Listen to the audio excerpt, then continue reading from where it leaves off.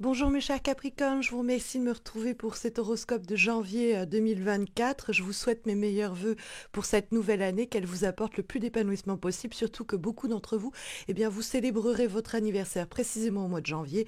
Donc un nouveau cycle également sur un plan plus personnel qui s'annonce pour vous et pour lequel, pareillement, je vous souhaite le plus de bonheur possible. Alors justement, on va sonder les conseils au sujet de ce début d'année et il serait peut-être ce serait peut-être le moment de un peu hiberner ou en tout cas de couver certaines idées avant qu'elles ne puissent éclore et voir le jour.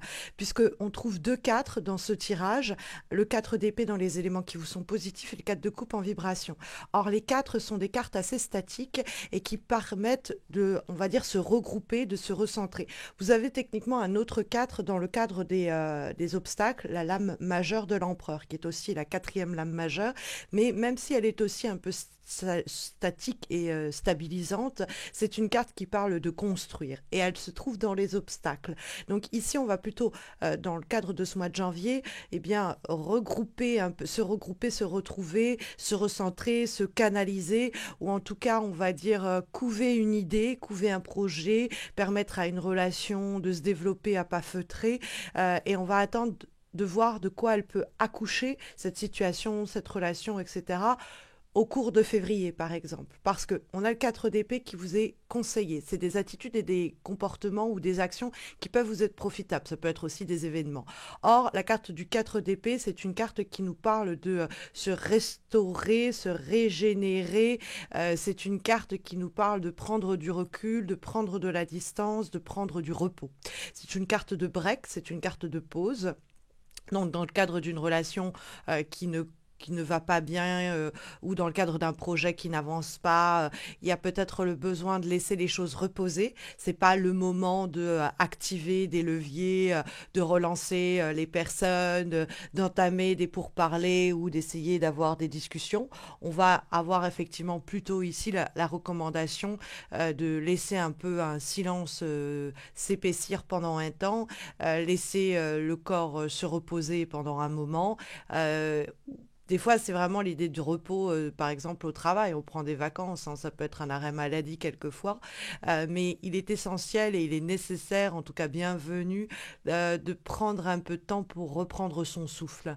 Hein, c'est l'idée, vous savez, quand on prend un peu de la distance pour pouvoir s'élancer, c'est cette idée-là du recul que le 4 d'épée va incarner, pardon. C'est vrai que la carte du 4 d'épée, c'est l'idée de je me repose, je reprends mon souffle pour repartir vers de nouvelles aventures. Alors, quelquefois, c'est le besoin de digérer des erreurs passées, des ruptures, des situations qui se sont arrêtées, ou peut-être même de digérer une petite trahison, le sentiment qu'on nous a berné ou qu'on nous a menti ou qu'on nous a induite en erreur, c'est possible. Mais dans ce cas-là, il ne faut pas répondre, réagir du tac au tac. Il faut laisser un temps s'installer pour, une fois qu'on est sorti un peu la tête hors de l'eau, on puisse mieux discerner et comprendre les enjeux et les difficultés auxquelles on fait face. Hein. Pour pas prendre des décisions à la va-vite et après s'en vouloir parce qu'on a réagi quand on était encore dans le rouge ou parce qu'on était hyper fatigué quand on a pris notre décision ou qu'on a mené cette discussion. Donc mieux vaut garder le silence, se reposer, laisser une situation un peu au repos pour y retourner l'esprit plus tranquille et en mesure, si vous voulez, de voir les choses un peu plus clairement. Parce qu'on a donc un autre 4 dans les lames mineures en guise cette fois-ci de vibration. Et le 4 de coupe, c'est une carte qui nous parle pareil, ne pas saisir ce que l'on nous propose d'emblée, attendre de voir et d'évaluer le chemin qui a été parcouru, celui qu'il nous reste à parcourir ou que l'on voudrait parcourir dans une situation, dans une relation, dans un projet, et ne pas hésiter à dire non merci à quelque chose qui ne nous convient pas ou qui nous pousserait à agir ou réagir trop rapidement, parce que le 4 de coupe, c'est vraiment l'idée qu'on médite, hein, c'est une carte de méditation, de réflexion, de prudence pour le coup, où on n'hésite pas à voir un petit peu ce à quoi on a déjà dit oui par le passé et on regrette de l'avoir fait, et cette fois-ci on va pas remettre le pied à l'étrier, on va savoir décliner et dire non bon ça j'ai déjà fait ou ou ça on a déjà essayé, ça n'a pas marché.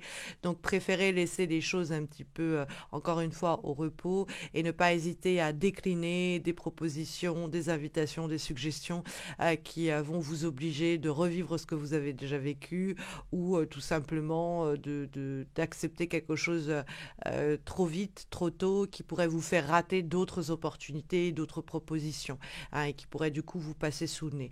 Donc il y a un moment où on se déconnecte aussi avec la carte du 4 de coupe de l'autre, de la situation, de la relation, des projets et des enjeux. Parce que ce n'est pas encore le moment de construire, nous dit la carte de l'empereur dans les obstacles et les difficultés. C'est en effet une carte qui nous parle de matière, de constructif. C'est l'empereur, quelqu'un qui pose les bases et établit les fondements à partir desquels il va construire quelque chose de stable. Et même si c'est sécurisé et stabilisé, il y a quelque chose qui revient avec les deux autres quatre de votre mois de janvier.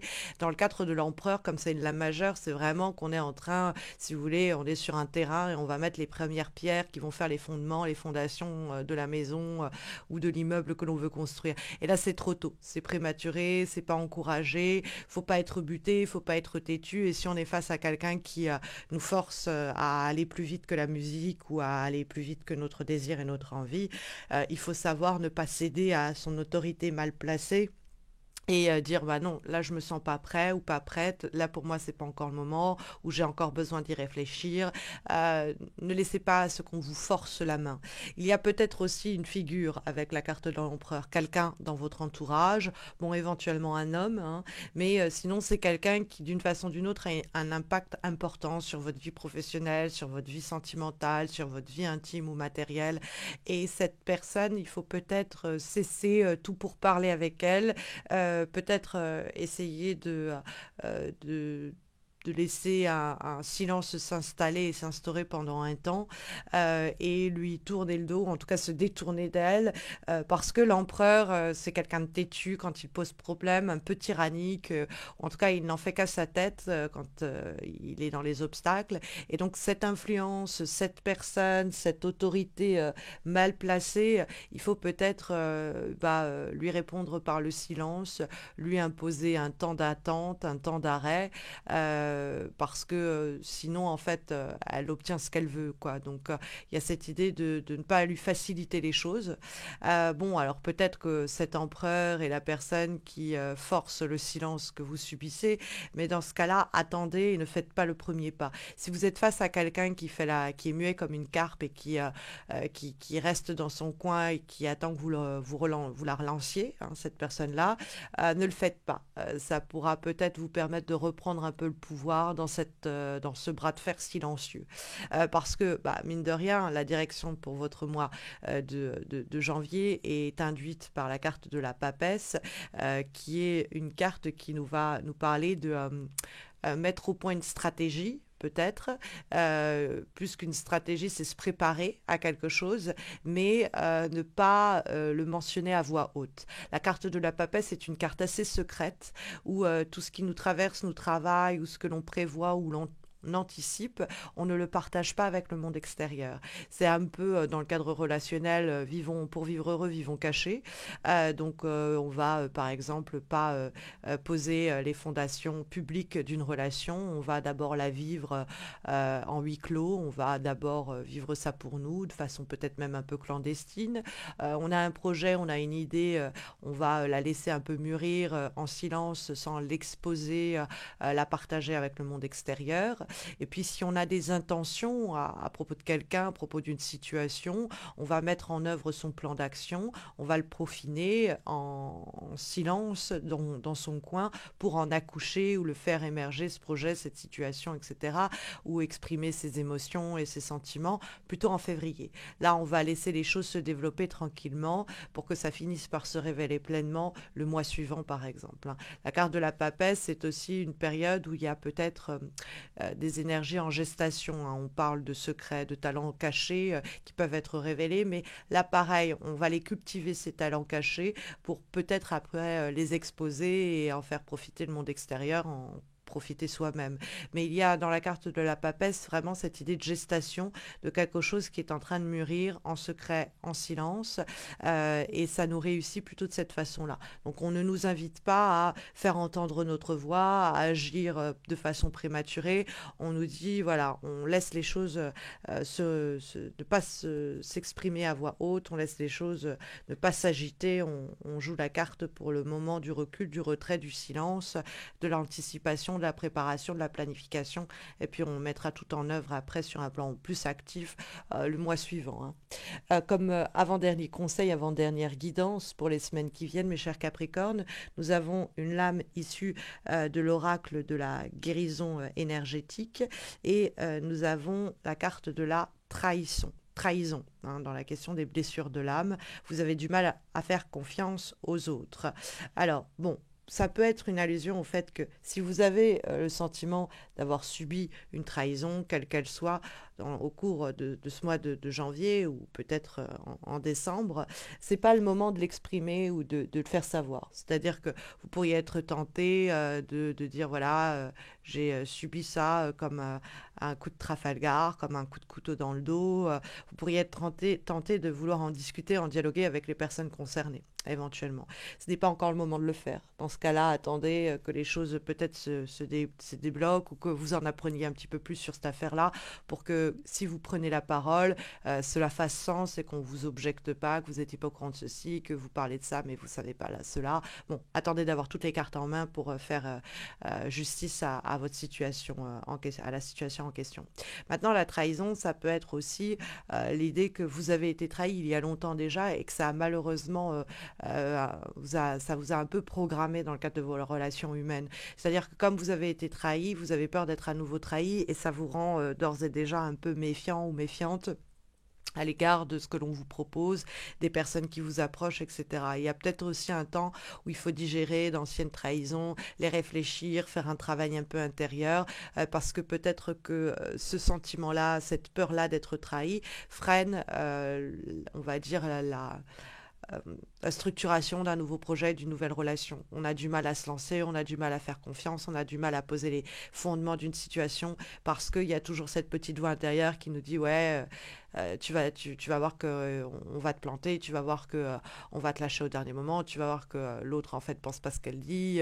Bon, il peut avoir cette petite voix intérieure qui anticipe le pire parce que voilà, vous avez subi des blessures en termes d'ego et que ça continue un peu à vous hanter, que ce mois de janvier, c'est un bon mois pour travailler là-dessus et essayer de vous en délivrer et de la sorte effectuer un peu une mue, c'est-à-dire une transformation intérieure à ce propos. C'est d'autant plus exacerbé par le fait que, en termes de dernière énergie, nous avons une lame issue de l'oracle de la conscience animale et nous avons précisément le papillon qui est symbole de métamorphose, d'évolution, de mutation, d'embellissement et de mue. Donc l'idée de la chenille qui va se transformer en un joli papillon. Donc vous pourriez être précisément en janvier dans cette période de métamorphose, dans cette période de transition entre ce que vous étiez auparavant, ce que vous viviez auparavant, ce que vous désiriez peut-être avant tout cela, avant ce mois de janvier, et puis ce que vous devez espérer ou attendre pour l'année 2024 de vous ou de votre environnement, et donc transformer vos attentes, leur permettre de se métamorphoser dès janvier, et donc il y a cette idée que la période de gestation, ça peut être aussi l'idée que vous couvez, mais c'est pas qu'un projet ou une relation ou quoi que vous couvez, mais c'est une partie de vous-même. Donc vous devez vous délester pour permettre à une autre d'émerger et assister, encourager, favoriser cette période effectivement de transformation et de mutation que le mois de janvier prépare à pas de loup, à pas feutré, mais lentement mais doucement pour que cela puisse éclore précisément, par exemple, dès le mois de février. En tout cas, ce sont ici les énergies qui ont été sondées par les lames pour votre mois de janvier, pour ce début d'année, en espérant que ça vous permettra de faire émerger, accoucher peut-être dès la fin du mois de janvier, ce à quoi vous êtes destiné, pour vous délivrer peut-être de sentiments de perte de confiance en soi ou de manque de confiance en notre environnement, après ce temps un peu digestif où on laisse les choses maturer en silence pour se délivrer de l'impact et de l'influence négative de cet empereur, ou pour pouvoir ensuite construire comme l'empereur le fait, mais au moment adéquat, une fois que ce travail aura été mené. Ce sont en tout cas, voilà, les recommandations pour les semaines qui viennent, en espérant que ça sera au mieux vous encadrer, vous accompagner pour cette nouvelle année 2024 que je vous souhaite la plus épanouissante possible. Si vous avez envie de me suivre sur Insta et Facebook, vous avez les liens de mes pages en descriptif de cette vidéo, car j'y présente chaque semaine des guidances donc hebdomadaires. Et puis si vous avez besoin d'un tirage, d'une consultation, d'une thérapie psychomagique ou même de vous former au tarot, n'hésitez pas à consulter mon site missmojorising.com. Je vous dis à très vite, à bientôt. Si vous avez aimé cette vidéo et que vous voulez encourager cette chaîne, n'hésitez pas à liker, à vous abonner et à laisser un commentaire, c'est toujours bienvenu. Prenez bien soin de vous et encore une bonne année à vous.